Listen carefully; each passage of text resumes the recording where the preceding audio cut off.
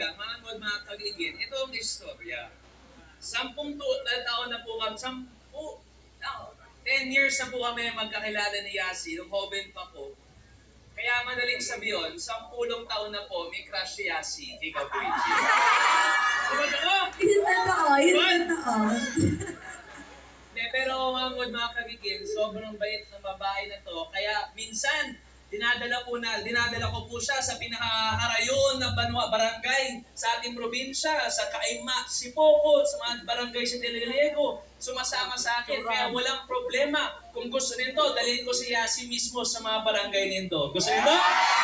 Wow! Siyempre, ang hinahalat nila, may narinig ako, natatamang ako, kiss na! Ano, lips to lips! Ano, Mayor?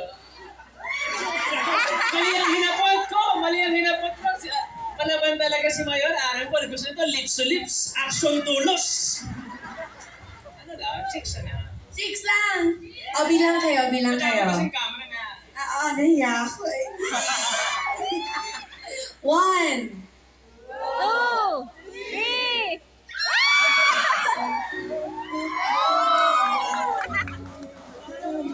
Sana all? Bali wala lang yun para sa akin, tayo na. Grabe. Maraming salamat po.